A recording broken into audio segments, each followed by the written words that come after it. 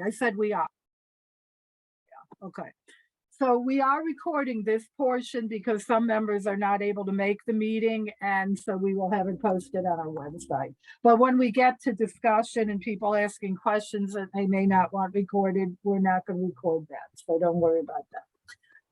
Okay, so anyway, back to the public loan forgiveness. I have been in contact with HR to try to make sure that anyone who applies is being given full credit for any hours they worked, so that it's accurate when they send in their application. The applications are due at the end of October. I believe it's October 31st.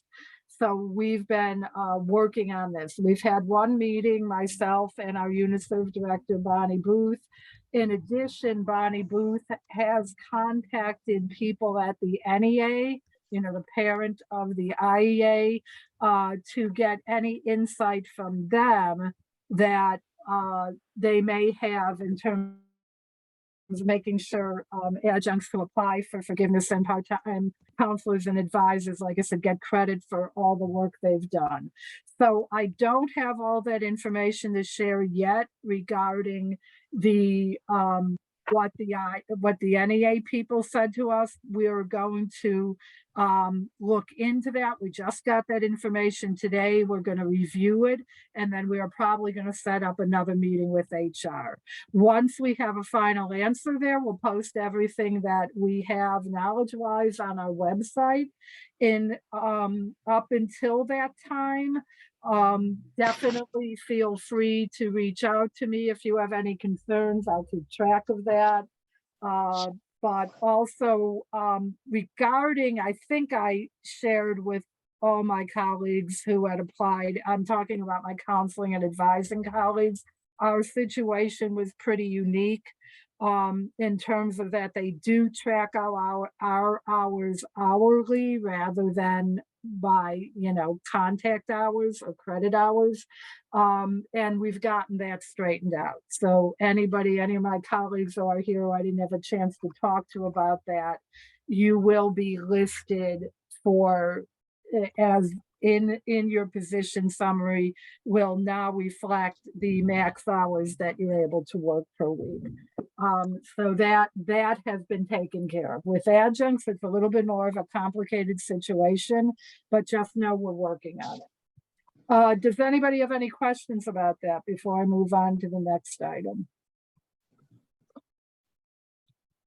And Bonnie Jean, I assume you're checking chat, right?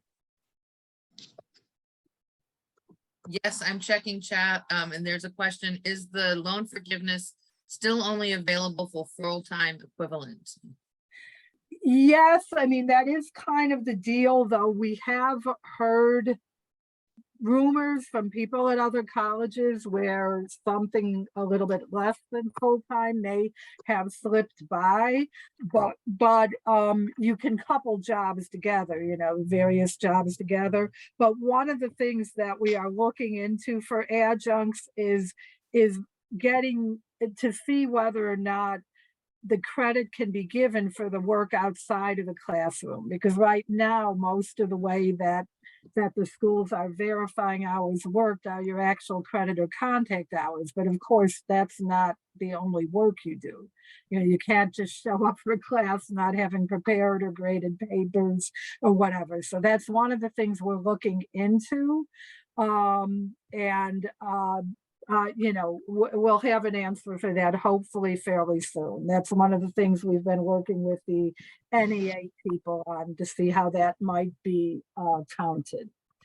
And then as far as the application process, all that, I don't have the website for that right now, but we will be sharing that on our website shortly. So we'll definitely have the link to where you apply as well when we have the final information about how to best submit your application for accuracy. Okay. So another thing I wanted to mention is you've probably seen several emails by now asking that you complete your mandatory compliance training. So I did just want to, we have a question from Hina. Yes. Can we ask HR if like we are like eligible for the forgiveness, or is that something that we should just like, if we can just fill out the form and then we can then Right, also you can just fill out your portion of the form. There is a part that HR verifies. I mean, it's really interesting. You can just fill in hours, and apparently some HR departments will just sign off on what you filled in. I don't think our HR department will do that. I think they will put in the hours that they have you listed as working. I have an average over a year. Um, but um, so yeah, so that's why it's a little confusing on that. But I'm sorry, what was your whole question? so like either should we ask HR if we are even like eligible, or should we Well, they is it just wouldn't best know for that because, like, you might, like I said, you may teach somewhere else. If you think you might have cobbled together enough hours between other places you may teach or other public service jobs you may have held to reach the equivalent of full-time, which in some cases is just over 30 hours a week. I wasn't really clear when I read the information on that. But if you have that, then HR can't tell you what you're doing elsewhere. They're only going to verify what you have here. But yes, if you fill out the form, they will tell you what hours they are putting down for you at COD. So we have a couple more questions. So some people who sent me private ones versus and some that are public. So Monica asked where can you go for the application process? And I do see that there's the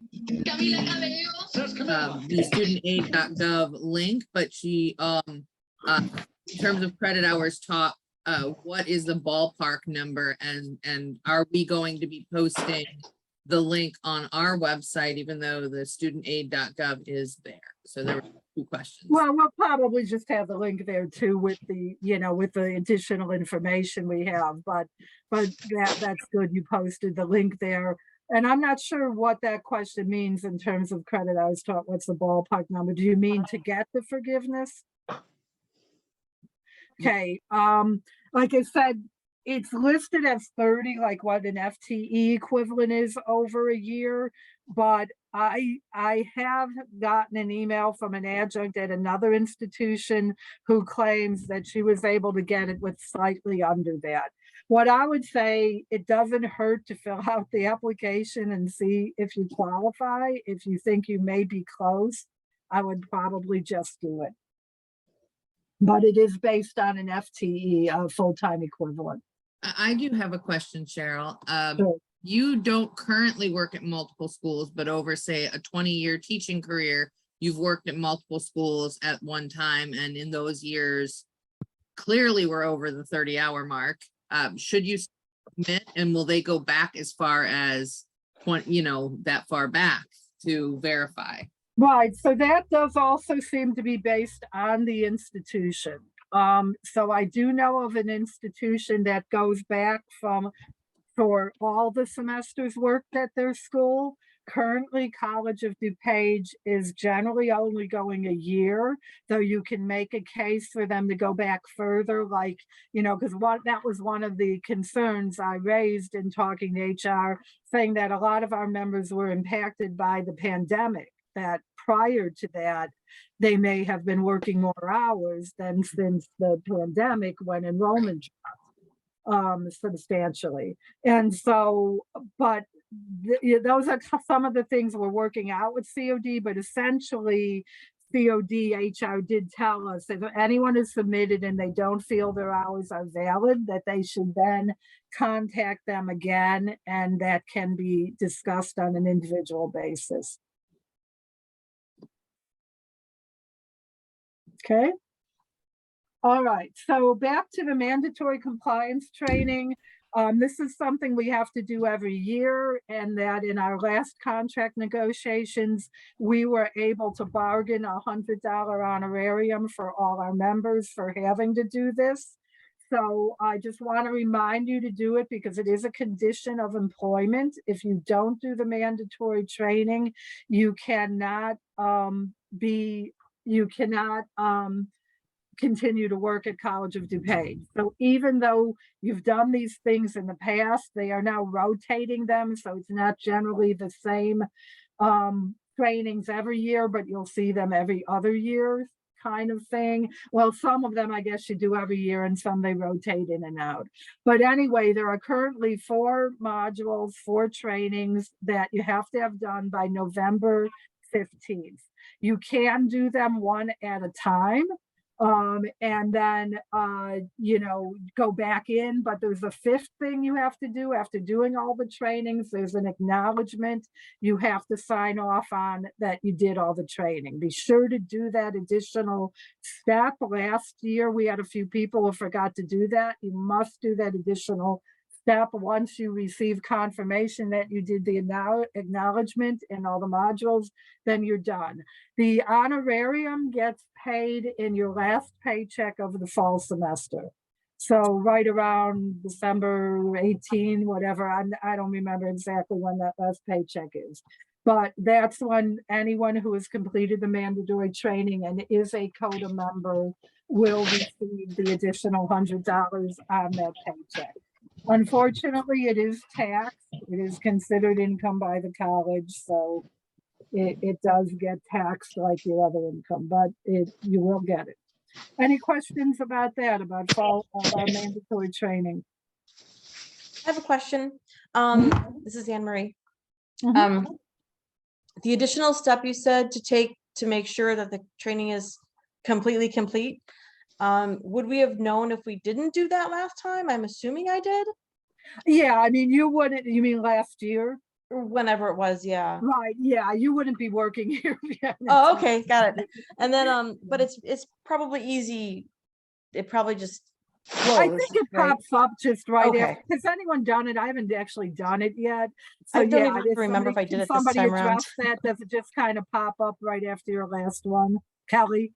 Yeah. Hi. Yeah, I didn't want to interrupt you. Yeah, I just recently finished mine, and at the very end, it literally guides you. It says, in order for this to be valid, I think I like checked something and like typed out my name. It was very, very simple, and it like prompted me to do so.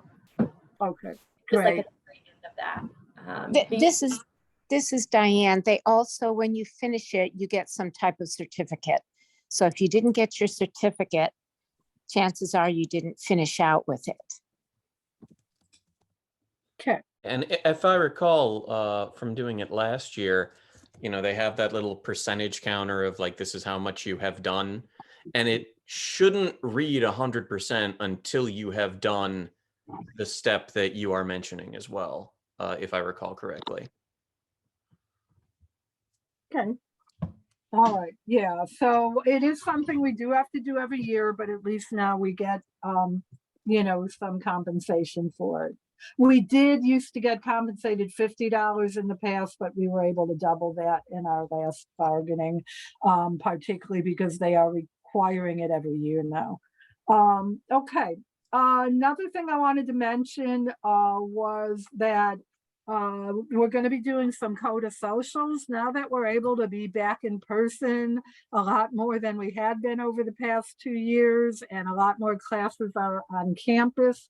We'd like to try to be able to build, some relationships and camaraderie again. I feel like that, I feel like that a lot of just kind of fellowship has been lost with the pandemic and people not being on campus. The adjunct faculty office used to be a place where people really hung out and got to talk and share ideas, and it's starting to be that way again, but it was really dead for a long time. So one plus to the pandemic is CODA expenses were down a lot because we were doing everything virtually and didn't have to spend money on many things. And in addition to that, the IEA is now allowing electronic voting for our elections. So we've saved a lot of money on mailing costs and printing costs. So these are collected from your dues. So one of the things we'd like to do, since we did save some money, is have some socials over the fall and spring where we can get together, where we'll provide some food, and just the opportunity for us all to get together and get to know each other, and hopefully, people would like to participate in that. Our first social, we are going to be aiming toward our newly eligible members. We had about 80 or 90 new members come into CODA this year, and a lot of them seem to be enthused about it. We had a lot sign membership forms already, like really off to a good start. More than 20% have already joined as dues paying members. And so anyway, just kind of to welcome them to CODA, answer any questions they have, that kind of thing. We're gonna first invite them. If we've already got a place picked out, and there will be food. And if there's space open after they're invited, then we're going to open it up to our general membership. So anyone who would like to join us, if we have not reached our limit with the newly eligible, we'll be able to do that. We'll be sending you an email to let you know if that's the case, because we're having people RSVP. But after that first social, we're going to have other socials for continuing members. And that's actually an idea I kind of wanted to ask. We were talking about it as a board of how you might like to do these socials. We didn't know if you might want to focus on disciplines, like where you'd have more of an opportunity to meet other people in your discipline, or would you rather it just be general, let any CODA member come? If you have any ideas for places, you can send that to me or any CODA officer. If you have any suggestions for something to do, like maybe if we hold one in late spring and decide to hold it outside, anything like that. So any suggestions are welcome of what you would like to see in these get-togethers, that we're certainly open to that. But I just wanted to let you know that we're going to try to, build some of the relationships that kind of died a little bit during the year and a half or so of being in almost all virtual, virtual meetings and on campus. Okay, any questions about that? We have a comment of making sure to have various times and days would be. Various times and days, yes, right, okay. And what we might do, what we had done in the past before the pandemic, what we'll still keep in the running or consideration is just having something on campus in a room.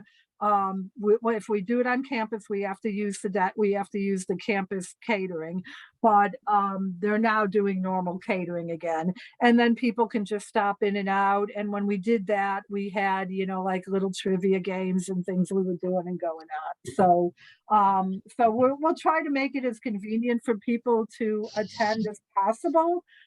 It's just that sometimes I know people also like getting off campus and feel like that's a little freer in terms of, being able to talk and meet with other people and just have something a little different. Can I ask a question very quickly? I know Kate's coming from the adjunct faculty office. Who else is coming? So we don't let them in until it's time. Yeah, I don't know. I don't know. And I don't even know who the new manager is, what their name is. Right.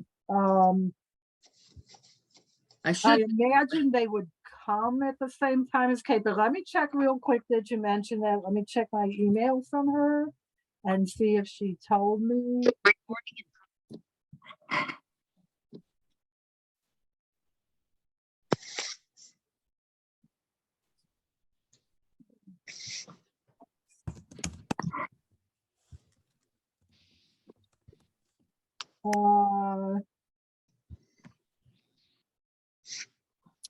No, all I have is Kate's name. Oh, Adam and Kate. Okay, thanks. Okay. All right. So Okay, Hello. the next thing I wanted to mention is that the IEA 1 conference is coming up. It's going to be held Friday, September 30th and Saturday, October 1st. I did send it, it was included in my email to everybody that we will pay the registration fee for anyone who wants to attend. It's only $20. CODA will pay it, or maybe it's 25, I don't remember, but whatever, we will pay it.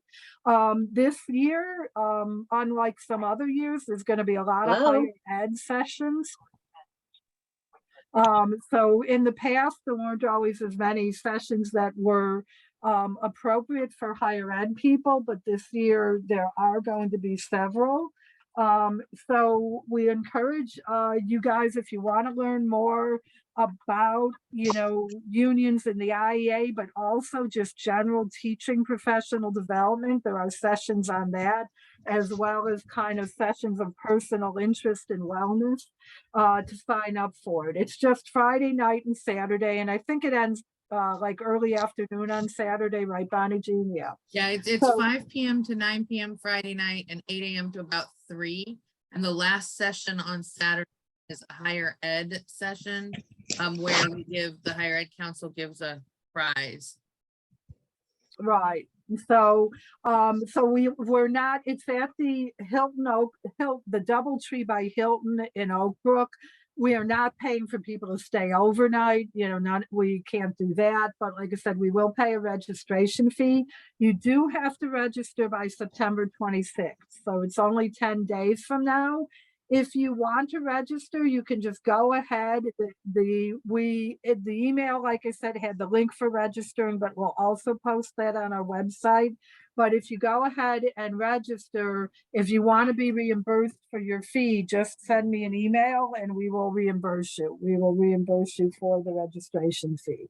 But again, I do encourage people to look into attending, even if you can only do it for one of the days. You know, look at the sessions and see what might be of interest to you.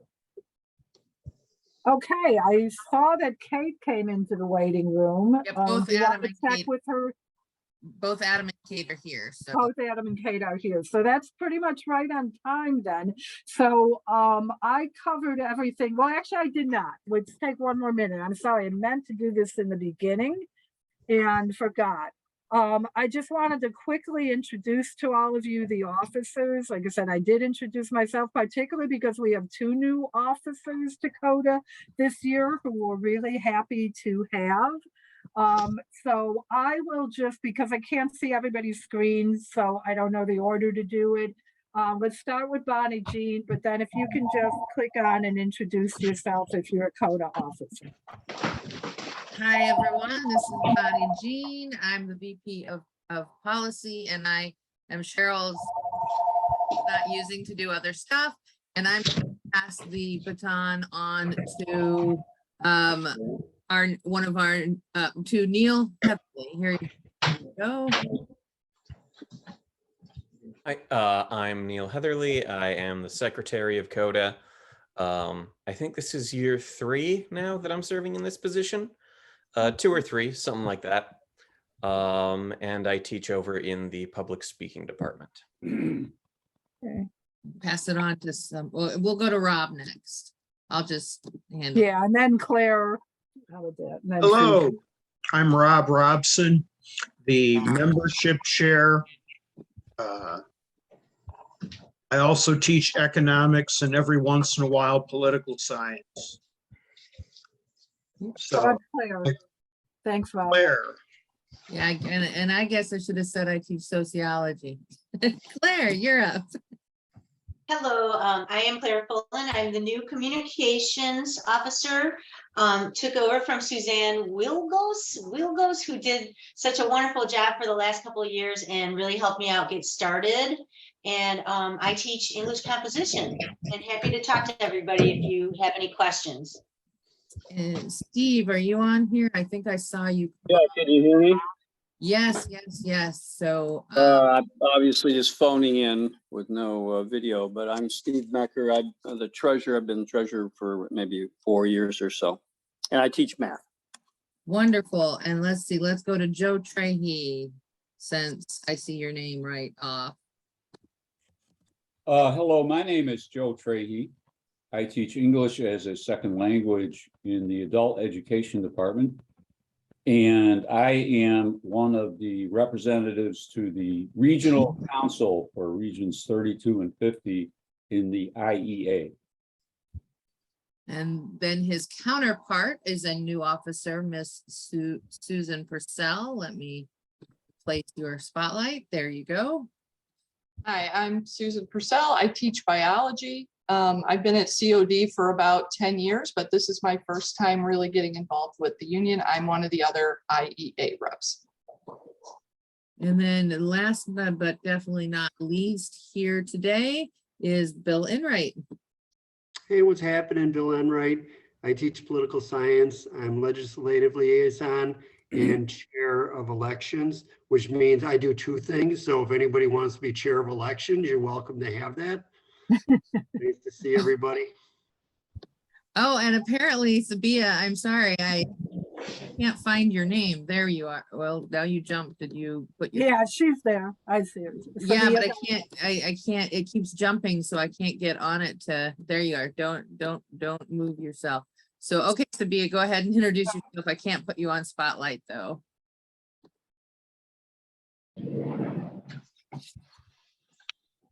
Sabia. She's having sound issues. Okay, so Sabia is our Vice President of Operations, and she teaches biology and has been with us for a few years. Okay. All right. Well, I guess since it is